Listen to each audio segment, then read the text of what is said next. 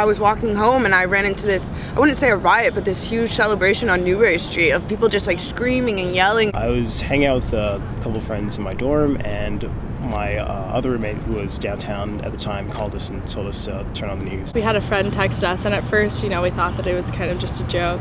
But so we, turn on the news and it's everywhere. I was in my apartment and about 10 people texted me at one time. Everyone quieted down and started watching the news. So we turned on the news and they were just talking about it there, waiting for the president to come on and speak. Typical Sunday night, checked my Facebook on it.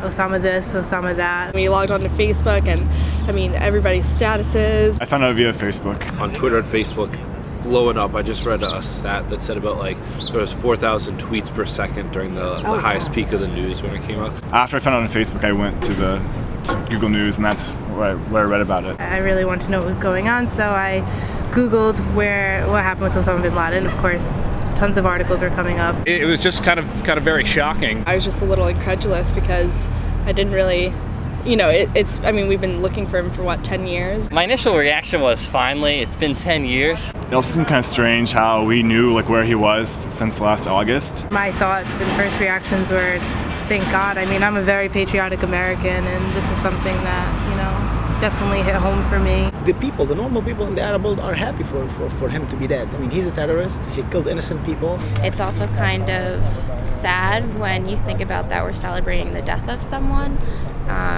but he caused the deaths of so many others. إنه عنقول إنه الأمات لازم تفرح لأنه حسوا بشوية تعزية لأنه أولادهم ماتوا الأبرياء. Okay, she says that she as a mom, she feels for the mothers of the victims. I think everybody remembers where they were when they heard about September 11th. She know some people from Lebanon who died in the Twin Towers in 9/11, and she kind of think that this day is like a reward for those people who passed away. And I think that a lot of people are going to remember where they were when they heard the news that Osama had been killed. Our generation, we grew up pretty much going through middle school. Now both of us are finishing college, and it's kind of this has been something that we've lived with through most of our youth. It was really great to see America come together again in a collective consensus that we were happy about this and we felt united.